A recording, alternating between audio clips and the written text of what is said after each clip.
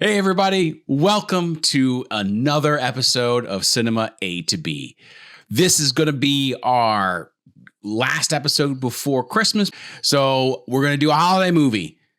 Ben, we are going to be talking about 1992's The Muppet Christmas Carol. You have not seen this before, or if you have, it's been a very long time. You don't remember. So I know you just watched this recently again. This is on my yearly watch of Christmas movies. So let's dive right in. And what is your thoughts? So I'm pretty confident that I'd never seen this before.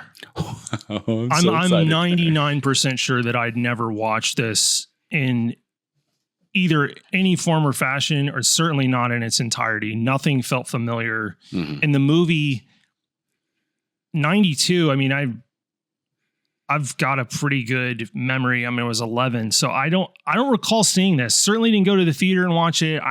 And my experience with Muppet stuff is like kind of fuzzy anyway. Like I watched a lot of Muppet Babies cartoons, but I didn't watch a lot of actual Muppet content.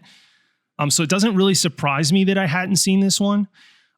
This is not there's no nostalgia here, right? Like I'm evaluating this as a 43-year-old man. It's really, really good. It's not my favorite adaptation of A Christmas Carol, but I'm thinking it might be one of the most important adaptations of A Christmas Carol I think I've ever seen, because it makes Dickens so accessible for kids. And I don't think that I can overstate that. Like I that's my big takeaway watching. I was like, man, this makes Dickens, like, this breathes a lot of life into A Christmas Carol for a much broader audience. Kind of almost the opposite spectrum that I feel like Scrooged did with Bill Murray. Because I feel like Scrooged opens it up to like adults that maybe felt like A Christmas Carol is like this tired story, right? Yeah. And because of the humor and Bill Murray, and I love that adaptation. I don't know that it's my favorite, but it's close. This goes the other direction, and I think that's a big deal, because the bottom line is, like, this is one of the great Christmas stories is Dickens, A Christmas Carol. And so I liked it. I enjoyed it. Do I think it's amazing? No, but I think that largely has to do with just coming to it so late. I think had I seen it when I was younger, I'd hold probably a little bit higher opinion of it, because I think nostalgia matters. And even though we've joked about I hate nostalgia because it's so too old. But yeah, I dig it. The transfer on Disney Plus of it is fantastic. It looks excellent. It has such a painterly quality to it with the composite work and the way they've pieced it together. It's a really nice movie, and is easily in the upper tier of Christmas movies, bar none.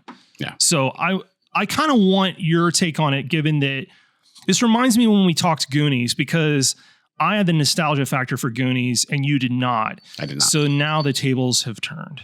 Yeah, they have turned, because this, much like you, I watched a lot of Muppet Babies growing up, but I was a little young for, the Muppet movie or the Great Muppet Caper. I did watch the Great Muppet Caper. There's a lot more than the Muppet movie, but they didn't draw me in as much. But I will say there's something about the Muppet Christmas Carol and then also Muppet Treasure Island that I did were kind of in my wheelhouse, and things that I watched that I love a lot, and kind of helped me gain this love for the Muppets. But I will have to say, the Muppet Christmas Carol, hands down, is my favorite Christmas movie of all time. Right.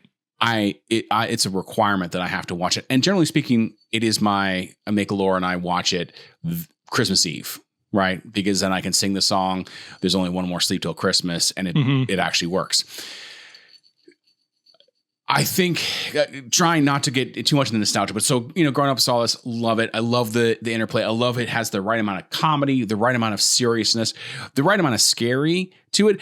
The fact that this is for kids, and I mean, I'm sorry, but like that ghost of, Christmas Future is, like it gave me some scary stuff, but there's a lot of impressive things that this movie does. I mean, we've already kind of talked about how difficult it is when you do rear projection to get the lighting right. And I think they did some rear projection. They did a great job of that. I think, this is the first film that Brian Henson ever directed, because his dad had just recently passed. So this is his first foray into it. And I think he knocked it out of the park. Like, just super impressive. This is also the first outing of someone else doing Kermit's voice as opposed to Jim Henson, which I think, again, I forget his name who took it over, but did it also a fantastic job. Like, it feels like Kermit. It doesn't feel terrible. But there's just so much that I think I love that they had Gonzo and Rizzo as narrators, because one, you have Gonzo as playing Dickens, that you are actually able to use prose from the book that's usually not used in any of the other renditions, because you usually don't have a narrator. So it allowed kind of, like you said, that pull into the more book format, or hear some things, but they did it in a fun way of still joking of like, Rizzo's like, how do you know these things are happening? It's because, well, I'm Dickens, I'm the narrator, I'm omniscient, I'm the writer. But there's just that, like I said, that right amount of let's keep to the story as best as possible, but then let's also have some fun with it as well. And Rizzo, the moments with Rizzo and Gonzo throughout the entire movie are some of my favorite parts. They're just, that whole dynamic is, it makes me laugh every single time. Or like the rats that work for Scrooge, when he's just like, how would they like to be on the unemployment line after he says coal? It's like, heat wave. And I'm just like, I use that quote a lot. Like, it's just fantastic. Musically, I really like this movie a lot too. I'm not a huge musical person. As in, like, I don't like musicals, not as in I don't like music. I don't like musicals for the most part. They're not my thing. But for some reason, I really like the songs in this for the most part, outside of one or two that kind of don't interest me, but we'll get to those. But I think also keep in mind, this came out the same year as Home Alone 2. I think it was.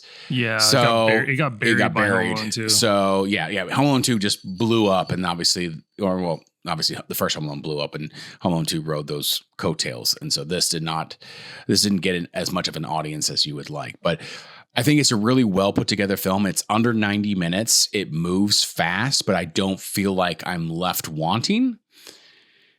Like, I don't feel like we missed anything, or we really needed to hang on everywhere. And I think one of my favorite, there's so much about this that is my favorite. Everything's my favorite thing on this movie, but I love Michael Caine as Scrooge. Hands down, this is one of my favorite performances he's ever done. One, because obviously I love this movie, but the way he treats this movie as like super serious. And that's actually a real quote. Like, he was talking with Brian Henson, and Brian Henson was like, they were chatting about it. He's like, oh, well, it's a Muppet movie. He goes, no, you will not see me wink to the camera. You will not see me smirk. We're Muppets. He goes, I'm going to play this like it's the Royal Shakespearean Company, and I'm going to be deadly serious. And that's what I love about this film, is that while it's a Muppet movie, it feels so much less than a Muppet movie, because there's not some of that, hey, we're in a Muppet movie. It's like, no, we're doing Charles Dickens. We're doing A Christmas Carol, and it just happens to have Muppets and humans in it. But Michael Caine's really the driving force with all of that, of how he treats these Muppets. He treats them as actual real actors, as actual real people. And that makes it work. And kind of to the joke, the meme, but it's really real. It's like kind of in the opposite, in like Muppets Treasure Island, Tim Curry's in that. And it's almost the opposite of Michael Caine, is that he doesn't take it super seriously, but he just basically thinks, I'm a Muppet as well. Like, he just acts like he would if he was a Muppet. So it works. And I think those are some of the reasons why I like those two very much. But I cannot say enough good things about this. Like, the just the acting across the board, I think, is excellent. Who they get to play, young Scrooge, who they get to play as his nephew. Just everyone kind of puts in a really great performance, and the Muppets themselves are done, really enjoyable, really well, very varied. And I mean, you don't get any. I don't think you get any Sesame Street characters in it, but you do get some Fraggle Rock characters in it, which is good. But I don't know. I can keep talking about it, but I know. Well, I did want to interject and let our listeners know, if you hear bells in this episode, it's because Alec has a hat on with bells on it, and he is in the festive holiday spirit. So it is not your imagination. There will be a little bit of bells moving around in the recording, because I'm not going to get rid of them. So it's all good. It's part of the experience. No, I like Caine's take on Scrooge. It's not my favorite, but it isn't. I don't know that it's even performance related necessarily. I find his Scrooge that his hardened facade is thinner than a lot of other takes I've seen on it. And like, as soon as he's sent to the past, that facade starts to crack immediately. And the other performances I've seen, namely like George C. Scott in the early 80s one, his hardened facade is much thicker, and he just takes longer to wear down, basically. Caine's, I don't know, he seems more sad to me from the onset than George C. Scott, or even like Patrick Stewart's performance in like the 99 Christmas Carol. So it's almost just a preference. Like, it's not that Caine's performance is bad, because I think it's quite good. And I will give him credit, because he does feel like he's more believable of like turning a corner and repentant at the end than some other performances I've seen, where they kind of wait till like the last possible moment to be like, no, I've changed. Like he's like softening up like earlier in the film than some other adaptations. I think my favorite traditional adaptation is the George C. Scott one, but I think I'm just a sucker for him as an actor. And to me, he's just perfect as Scrooge, but he's way meaner. But the other thing too is that you have to take into consideration, Michael Caine could be the meanest Scrooge ever, and he probably is, but he's acting opposite Muppets. So like, you can't, there's only so mean you can be. There's only so mean that you can come across when you're telling rat Kermit Muppets the Frog. Get in the unemployment line, which I was laughing super hard at that. I just love the way they look when they move. They're at those little writing tables and they're all left-handed apparently. So or are they? Yeah, they are. Yeah, no, it's great. The stuff that makes me laugh like the most was once Miss Piggy made her introduction. And she's like eating all the food, and the daughters were like, what are you doing? Like, I thought that we're saving. Oh, this is I'm just testing it. And and then she can't keep the name straight of her twin daughters. No, it's like, what is it, like Belinda and Bettina? Yeah, it's so funny. Yeah. So funny. It's I do remember reading that quote from Caine when he was starting the role with Brian, where he was like, no, I'm going to play this straight like it is. Yeah. Like I'm on stage. Yeah. And it feels right. I really liked the, what is it? The Ghost of Christmas Present. I love that it's a person wearing like a Muppet costume. Like, it really works really well. It does. And it's unique to the entire film. Like, you don't have another Muppet that's sized that way. It was a really nice creative choice, because that character's always been, really large, physically imposing in any adaptation. And the fact that it's just this oversized Muppet is incredible. It's like, the only thing he didn't do, I don't recall him like opening up his clothing with where it's like the starving children. yes. Like I think that's probably a little dark for this versioning. So that didn't really surprise me that we didn't get that. But I was like, oh no, that's really, and he's way bigger at the start. Like he's crowded in that room, and you can just see his kind of head through the doorway. He says, come in and know me better, man. Oh, what is the joke he makes? He's like, aren't you a little absent-minded for... Yes, I'm a large absent-minded spirit. Yeah. Yeah. No, it's a lot of... So I'm going to go back and kind of touch on... We're gonna open up not a can of worms, but we're open up kind of the can of worms about this movie real quick, because you do talk about, it's kind of, in my opinion, very poignant on the start of the switch for Scrooge.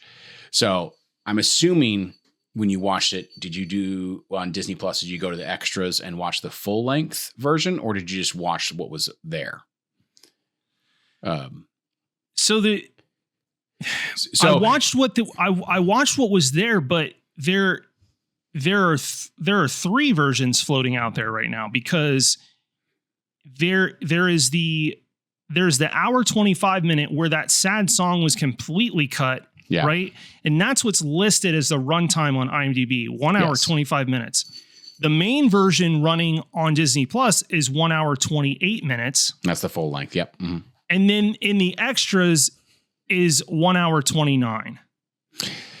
So I ended up watching the main one on Disney Plus that was an hour 28, and I didn't notice anything that felt jarring that was cut. No. So I'm curious what is in the 60 seconds? The 60 seconds, that one I don't know. I know the difference between the 125 so they and the put 120. it back in. Like I'm saying Disney Plus is running the restored version now.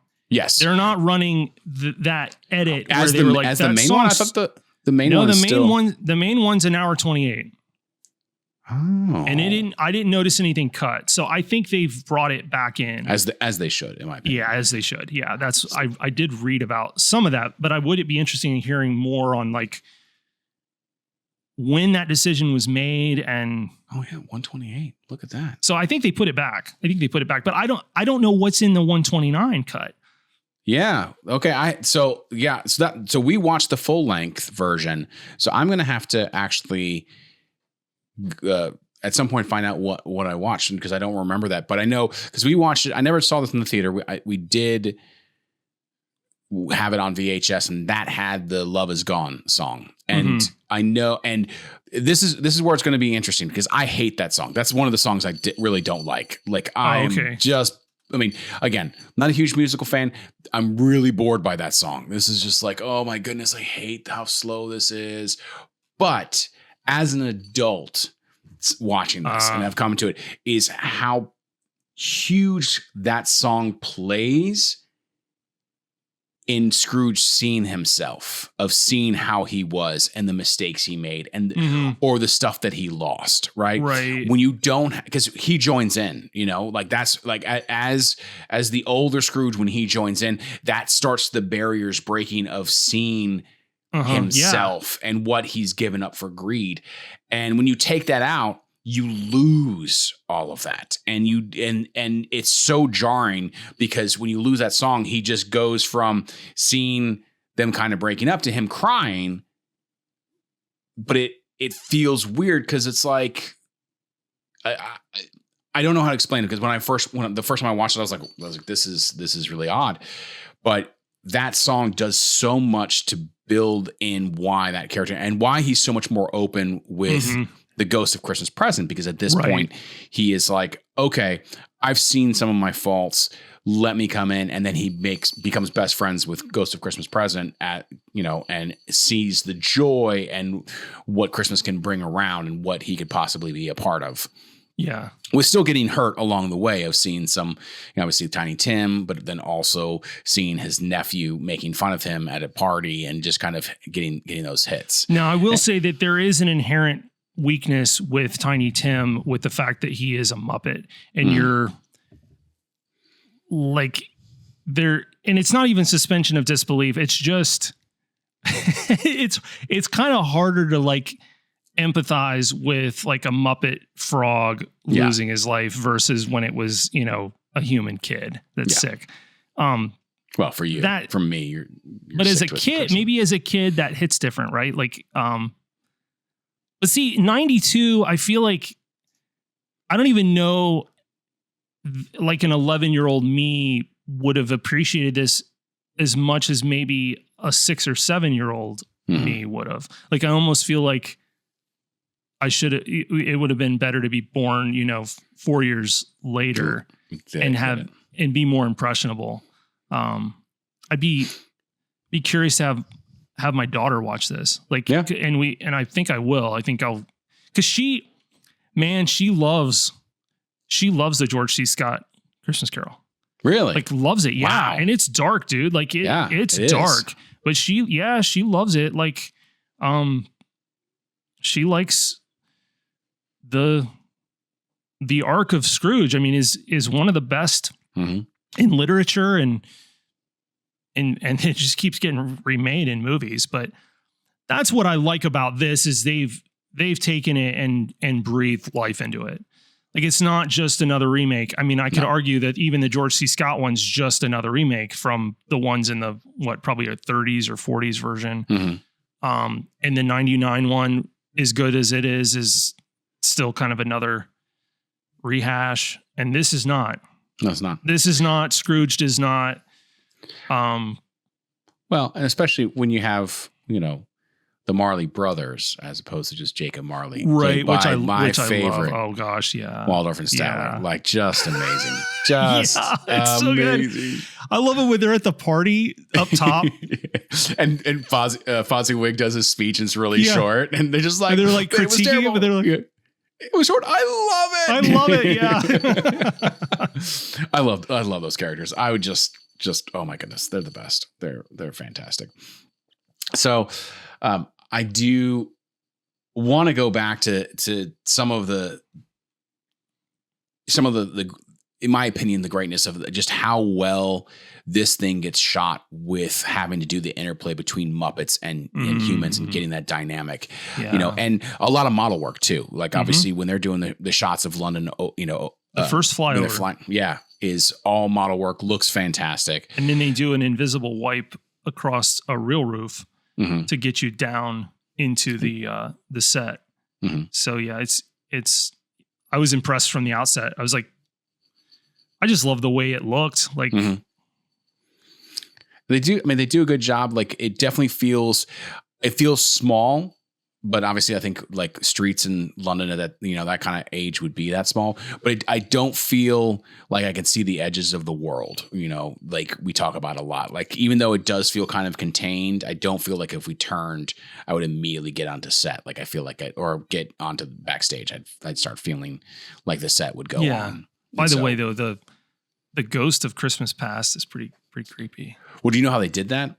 Well, her dress thing looks like it's underwater. It is. The whole thing's underwater, basically. Yeah, and they had to I was film like that. The way it was moving, I was like, that was the only guess I could make, was that they filmed it in a tank, because the way it moved, I thought it was composited in really well. I thought it looked great, but the doll look like head kind of creeped me out a little bit. It was just kind of a little bit unsettling in her hands. It was like.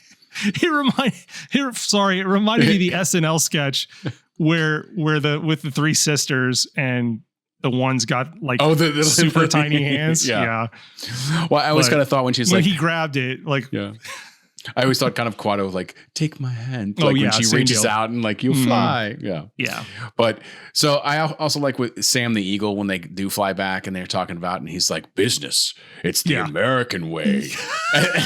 and then of course, like, Gonzo's thrown over, like, he's like, it's the British way. And, and just, I mean, it's those little small moments that I think are just absolutely brilliant, of like, hey, we have this character who is the super patriotic, you know, bald eagle. We have to throw in some joke about it, and just nailed it out of the park. I mean, I laugh. I've seen this movie over 20 times, and I still laugh at all these parts. When Rizzo jumps from the top of the gate and then forgets his jelly beams through, and then just walks through, and then Gonzo's just brilliant. Like, she's like, wait, Yeah. You could walk through the bars. He's like, yeah. What's wrong? You are such an idiot. And just walks well, up. And then later he accidentally lights his tail on fire when he's trying to light the lamp. Yeah. And he pushes him off into that like frozen barrel of water. Yeah. And you would think that he would be mad, but he's like, thank you. Gonzo's like, yeah, no problem. Yeah. He's like, light the lamp, not the rap. Light the rap, bro. Not the rap. Oh my goodness. I feel like there's just enough of a lot of stuff. Like there's just enough of Gonzo and Rizzo, but not too much. And there's just enough musical numbers in this to keep it interesting, but not too much. Because I'm with you. Like, I don't historically like musicals, but I didn't mind the musical numbers in this. There weren't that many of them, and they weren't that long. No. It's like they moved the story forward, and that was as long as the musical number needed to be. Yeah. And going back, they do use it poignantly to express story beats, because, and especially this is one of the other reasons why I didn't get to, of why the Love Is Gone song is so important, because at the end they start singing The Love We Found in the same musical notes as The Love Is Gone. And so you can kind of see that, musically, you can even get to that arc of the change in Scrooge, of like, he's seen the failure of himself, and now it's, the change now it has become. And so it's so like, there's so many really well done things in this, and the music, like just even the little notes of, my favorite is when Kermit and Tiny Tim are coming back from the church, and it's a reprise of the song that Kermit was singing after they close up for Christmas. And it's just the two of them kind of scatting a little bit and going back and forth of like, 'tis the season to be jolly and joyous, fa la la. And throughout the Christmas season, I'm singing that like all the time. Like Laura laughs and she always does the fa la la part, but it's like a daily thing almost. At some point, I'm just, 'tis the season to be jolly and joyous, and then she'll just pipe in fa la la. So it's just, there's so much fun. It doesn't, like, as much as Michael Caine takes himself super seriously, it knows what it wants to be and doesn't take itself too seriously. The movie knows this is a Muppet movie. We're going to do the best we can of getting the story across, but we're going to have fun doing it. So again, it play, like, I think also I agree with you, like it plays that of, it knows when it needs to be funny and for how long it needs to be funny. It knows how long it needs to be serious and how long it needs to be serious, and then how long it needs to be kind of scary. And I love that Gonzo and Rizzo also reference that it's scary, because they're like, we're peacing out. We'll see you at the end, Yeah. But I will tell you, that did scare me. It didn't give me nightmares, but it did definitely scare me as a kid when I was first seeing this at like 11 years old. But there's no good way to given the description of Ghost of Christmas Future to not make it terrifying. Like every iteration I've ever seen, it's always pretty darn creepy. Like it's the way it works. It's the way it works. So yeah, they stayed faithful to it. Like it's faithful where it needs to be. And they didn't lose sight of the messaging. It's all right there. It still feels like Dickens. Mm-hmm. It does. It does. It's like, if only he were alive to like see his work adapted into such a method, with hand puppets delightfully placed throughout. It's no, it was good. I definitely want my daughter. I want Laura to watch it. Yeah. I think she would, I think she'd get a kick out of that, especially Rizzo and Gonzo. How can you not just have a smile on your face when those two are, oh my goodness, going at it all the time, every single time? Just makes me happy. It's interesting though, because my limited experience with Gonzo is from Muppet Babies, and he's a much like dumber character in that cartoon than he is in something like this. Yeah. Like in this, he's pretty straightforward, like well collected, well gathered narrator. But still kind of has that obsession with chickens or fowl, Oh. The only thing we don't get is Scrooge going, a cooked goose, because all I can think about that from like Hot Rod, where they have the Scrooge just inexplicably coming out of the bus, a cooked goose. But man, it's just this movie's great. It is. It's what I love about Christmas movies is the diversity. Mm-hmm. And if you don't like this one, odds are good that there's another one that will get you into the Christmas spirit. Yeah. But I think this is definitely deserves to be up high on the list of Christmas films that well executed, well shot. Like I said, I was loving the look of it, like the color rendition, and I could see a little bit of the film grain now and again, and just the way it's lit exquisitely, like really high end cinematography. It's shot just like any other live action. It is Christmas Carol movie. It just happens to have a bunch of Muppets in it. Like they didn't overlight it. It's dark where it needs to be. It feels lived in. Mm-hmm. I mean, it's excellent. It's paced really, really well. Like I said, I mean, like 90 minutes, it flows. I don't think there's a scrap of fat on this that you can really cut out. Well, I would question any adaptation of A Christmas Carol. If I saw something adapted that was 2 hours, I'd be like, you're out of your mind. Like you're stretching the narrative like much further than it is. Like hour and a half. That's really probably all it needs to be.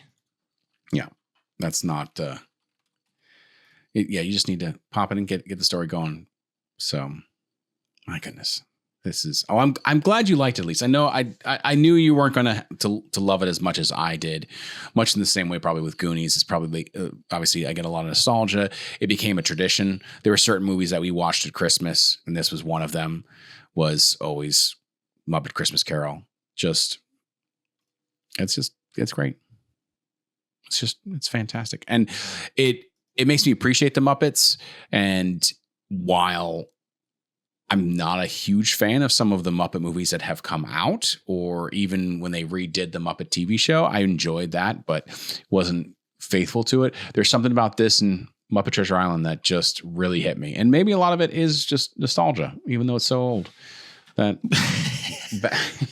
joke never gets old, by the way. That joke never gets old. By the way, if anybody wants to know what that is, a movie quote, and it's a very obscure, like improv movie called The Grand. Yeah. With Woody Harrelson and a lot of people. Yeah. A lot of people. Yeah. But there is, and we're not going to do The Grand on this podcast, but if you want to watch a quirky, comedy, improv comedy, The Grand's pretty funny. It's got its moments, but no, this is a good flick. This is, I think you're right. I think Home Alone 2 just buried it. Cause I'm looking at, the budget's really low. Yeah. Like 12 million, which kind of blows my mind, to be honest. That they were able to do this. Yeah. And, there's a lot of compositing work in there. Like it's not just all done in camera. There's a lot going on. I really appreciated that cool warp effect that they did with the Ghost of Christmas Future when he transitions. I'm not even, it looked like some sort of optical effect that they would have pulled off, but I don't exactly know how, but it looked good. Yeah.